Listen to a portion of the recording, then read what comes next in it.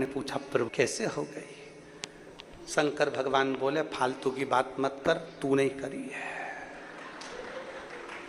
व्यर्थ की बात बिल्कुल मत कर, तू नहीं करी है। मैंने कब कर दी प्रभु? मैं तो आपके चरणों का दास हूं, मैं आपके चरणों का दास, और आप कह रहे हो कि मैंने आपको ऐसी दशा कर दी।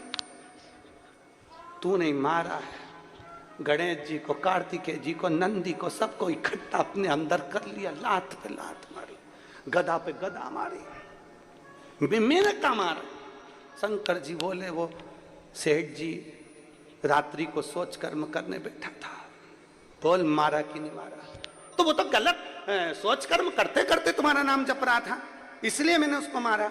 शंकर भगवान बोले वो कुछ भी कर रहा था, मुझे दिल से याद कर रहा था। मैं समय नहीं देखता और स्थान नहीं देखता, जो मुझे जहां पुकारता है मैं उसी समय वहां चले जाता हूं, इसलिए वो मार मुझे पड़ी, वो मार मुझे पड़ी है। दुनिया के लोग तुम्हें डराने में लगे हैं, यहाँ बैठ के राम मत बोलना, यहाँ बैठ के शंकर मत बोलना, यहाँ बैठ के ऐसा मत करना, ऐसा मत करना, तीर्थ में आए हो तो ये मत करना, वो मत करना, सब डराने में लगे हुए। तूने ऐसा कर दिया, तूने जल ऐसा चढ़ा दिया, तूने वैसा चढ़ा दिया। नहीं, दिल से पुकारोगे, जैसे पुकारोगे, जहां पुकारोगे, जब पुकारोगे, तुम्हें शिव उस जगह पर मिल जाएगा। आप पुकार कर देखो, जहां जैसे जब तुम्हारी मर्जी पड़ जाए, तब तुम्हारा मन करे, तब तुम्हारी मर्जी पड़े तब पुकारो उसको, वो तुम्हारे सम्मुख में होगा। क्या शंकर जी का भजन फिर सुबेरे से वो यूट्यूब पर लिखा हुआ आ गया, ये मत चढ़ाना नहीं तो निपट गए। इस व्यासपीठ ने आज तक नहीं डर बताया कि तुम नरक जाओगे कि स्वर्ग जाओगे। और हमें अगर कोई का बोलता भी है ना कि नरक स्वर्ग की बात करता है, तो हम उससे बोलते तू घूम के आया, तू गया था ऊपर? जो मर के गए वो आज तक नहीं आए बताने के लिए कि मैं स्वर्ग में हूं कि नरक में हूं। भय से, डर से शंकर को मत भजना। इसलिए व्यासपीठ ने आज तक नहीं कहा कि तुम शंकर को नहीं भजोगे तो तुम्हारे साथ ऐसा हो जाएगा, शंकर को एक लोटा जल नहीं चढ़ाओगे तो तुम्हारे साथ ऐसा हो जाएगा। इस व्यासपीठ ने ये जरूर कहा कि शिव को अगर एक लोटा जल चढ़ाओगे तो जो मांगोगे वो तुम्हें मिल जाएगा। भय नहीं दिखाया, भय से मुक्त है शिवपुराण। शिवपुराण भय से मुक्त है, शिवपुराण भय नहीं दिखाया।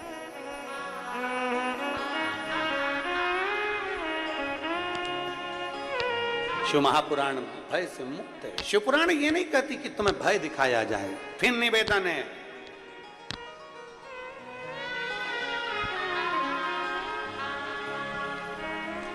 डर के रहना और जम के जम के जम के। ऊपर वाले भी बोलो, डटे रहना। डरोगे तो नहीं, बोलो बोलो जम के। कुछ भी हो डटे रहो। हमने जल चढ़ाया है ना, अच्छा, कोई तुमसे कह दे कि चढ़ी हुई बेलपत्र, डराएंगे लोग, तुमसे कहेंगे ऐसा मत कर, क्यों सुनते, क्यों डराए? नहीं, मेरे को डर नहीं। और शंभु शरणे मांगू घड़ी रे घड़ी, दुख काटो दया करी दर्शन आपो।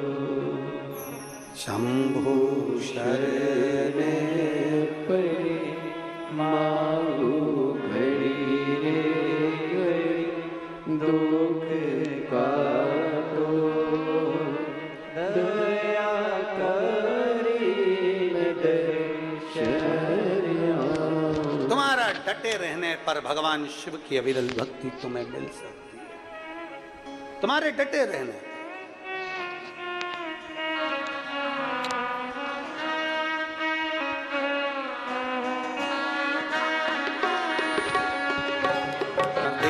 से विनय करेंगे, निवेदन करेंगे, जहां जगह मिले वहां बैठकर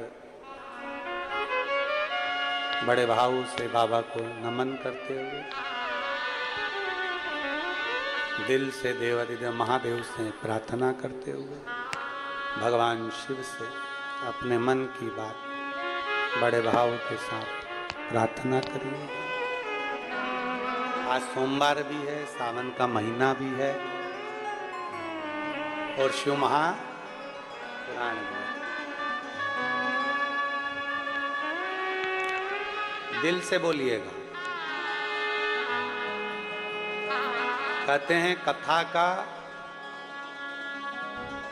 जिस दिन विराम होता है उसके एक दिन पहले की रात्रि को हम शिवरात्रि कहते हैं। तो देखा जाए तो शिव महापुराण की आज शिवरात्रि भी मानकर चले। कल सवेरे 8 बजे से 11 बजे तक कथा हो जाएगी टीवी पर, वही 1 बजे से 4 बजे टीवी पर वही टाइम है, और यहाँ सुबह 8 से 11। दिल से बाबा को नमन कर प्रार्थना करिए, बाबा से विनती करिए।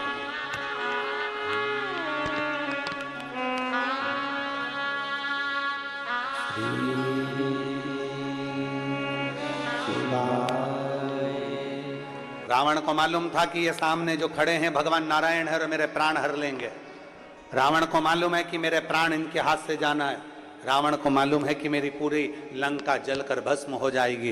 रावण को सब कुछ मालूम था, पर डटा रहा, डटा रहा। डटे रहो।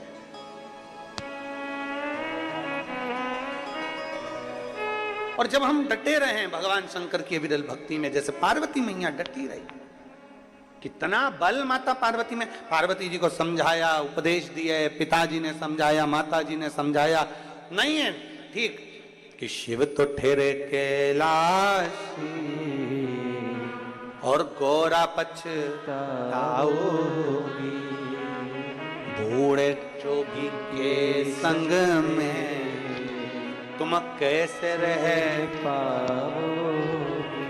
पार्वती जी तुम्हारे जन्म की तारीख मालूम है, पार्वती जी तुम्हारे जन्म का वृतांत मालूम है, पार्वती जी नारायण भगवान के जन्म का वृतांत मालूम है, पार्वती जी ब्रह्मा जी के जन्म का वृतांत मालूम है, इंद्र के जन्म का वृतांत मालूम है, इंद्राणी के जन्म का वृतांत मालूम है, लक्ष्मी के जन्म का वृतांत मालूम है, सरस्वती के जन्म का वृतांत मालूम है, पार्वती के जन्म का वृतांत मालूम है। पर पार्वती शंकर के जन्म का कोई वृतांत नहीं मालूम, क्योंकि शंकर अजन्मा है।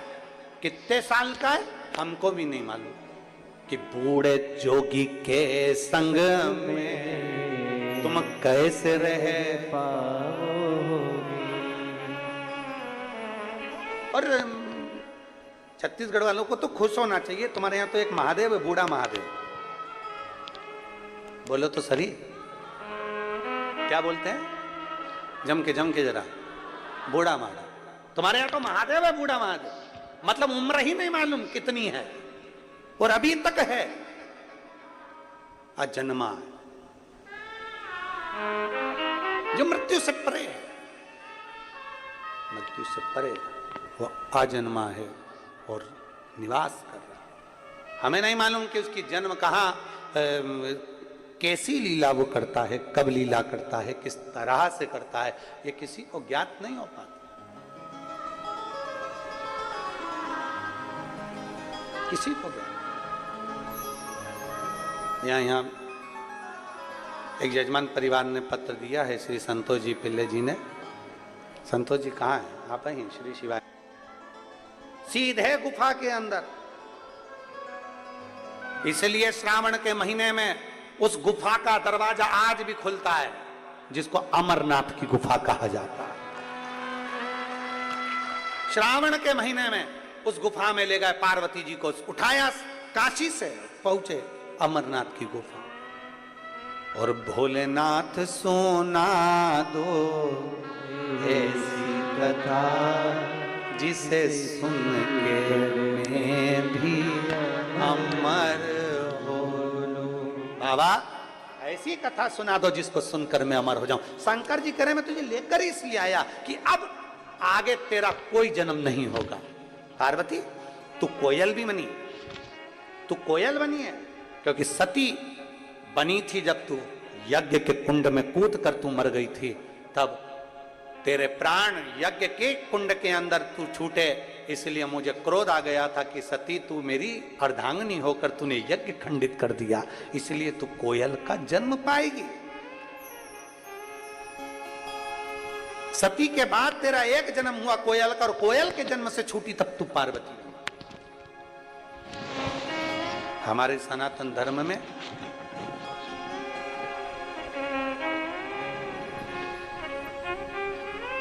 एक कोकिला अधिक मास होता है। अधिक मास जो होते हैं ना, अधिक मास का महीना होता है, उसमें 2 आषाढ़ी पड़ने पर कोकिला मान्य होता है। कोकिला जब 2 अधिक के 2 पक्ष प्रबल हो जाते हैं तब उसको अधिक मास कहा जाता है। और उसमें भी एक कोकिला अधिक मास होता है।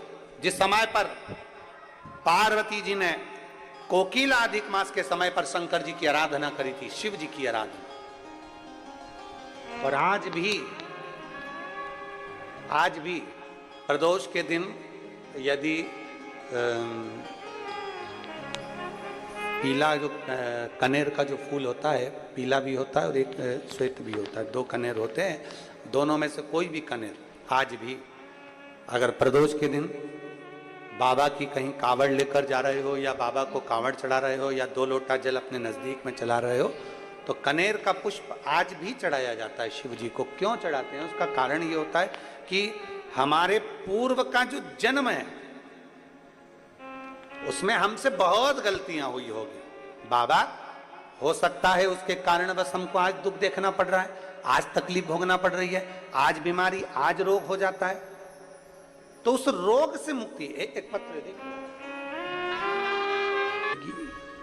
उसी की चलेगी, मतलब अगले जन्म में भी वही मिलेगी। करवा चौथ का व्रत करती तेरे लिए, चलनी में मुंह देखती तेरा,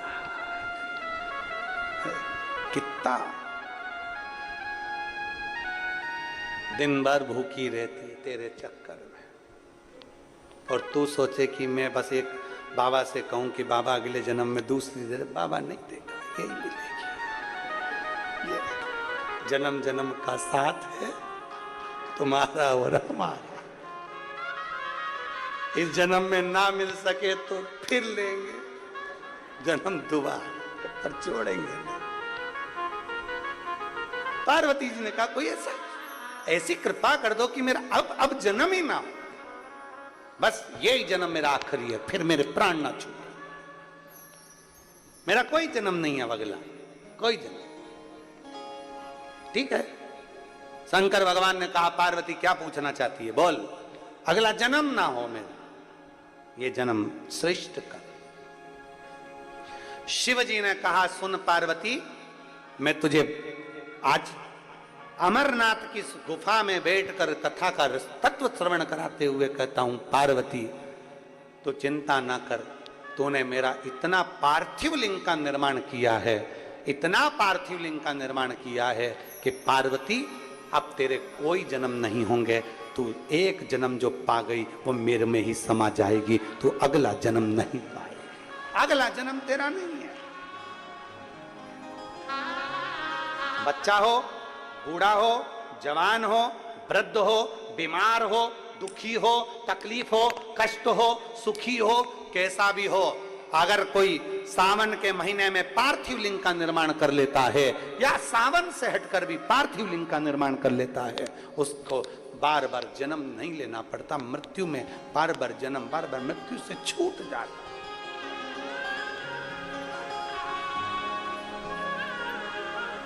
जन्म और मृत्यु के प्रपंच से छूट गया। पार्वती जी ने तप साधना कर कर शिव को प्राप्त कर लिया। शंकर भगवान पार्वती जी को मिले, कामदेव जलकर भस्म हुए, शंकर भगवान दूल्हा बने, बना बने, पार्वती जी के साथ ब्याहने चले। बड़ी विचित्र बारात शंकर जी की निकली। तुम्हारी जितनों बैठे हो ना, तुम सबकी बारात निकली होगी तो होटल से, धर्मशाला से, अपने अपने वीआईपी घर से बारात निकली होगी। जनवासे से, क्या बोलते हैं, तो जनमासा बोलते हैं कि नहीं बोलते, जनवासे से बारात निकली होगी। पर शंकर जी की बारात जहां दुनिया के लोगों का एंड होता है वहां से शुरू हुई थी। कहां से? शमशान। अब जरा पूछो किसी से, मुर्दे को इत्र लगाकर क्यों ले जाते हो? वो तो मर गया। मुर्दे को अच्छे कपड़े पहनाकर क्यों ले जाते हो? वो तो मर गया। स्त्री को अच्छी बढ़िया चुंदड़ी उंदड़ी पहनाकर, मेहंदी, महाबूर, पांव में पायल, मंगलसूत्र, मांग में सिंदूर, कानों में बुंदा, नाक में नथनी, लाल चूनर पहनाकर स्त्री को क्यों लेकर जाते हो? पुरुष को अच्छे कपड़े पहनाकर क्यों ले जाते हो शमशान? वो तो मर गया। इस बॉडी को, इस लाश को ऐसा तैयार कर ले जाने की क्या जरूरत है? क्या जरूरत? शिव महापुराण की कथा कहती है 33 कोटि देवी देवताओं में केवल एक देव, अधिदेव महादेव ऐसे हैं जिनका विवाह प्रतिदिन रोज पार्वती जी के साथ होता है। आज भी मल्लिका अर्जुन में शंकर भगवान का पार्वती जी के साथ प्रतिदिन विवाह होता है। प्रतिदिन केवल एक देवाधिदेव महादेव से हैं जिनका विवाह पार्वती जी के साथ प्रतिदिन होता है। बाकी के किसी देवता का विवाह रोज नहीं होता, प्रतिदिन नहीं होता। भगवान नारायण का शालिग्राम जी का जो विवाह होगा तुलसी जी के साथ में, वो कार्तिक महीने में होता है, वो होगा अपनी जगह। कृष्ण रुक्मिणी जी का विवाह होता है तो भागवत जी में आदिक में होता है। पर यहां जो विवाह का वर्णन किया गया, शंकर पार्वती जी का विवाह प्रतिदिन होता, प्रतिदिन। इसलिए मुर्दे को जब लेकर शमशान जाया जाता है, तैयार कर कर सजा कर लेकर जाया जाता है, क्योंकि वहां मेरे ओघड़दानी का विवाह होगा। तो हो सकता है कि हमारे घर का ये जीव भी शंकर की बारात में शामिल हो जाए और उसका भी कल्याण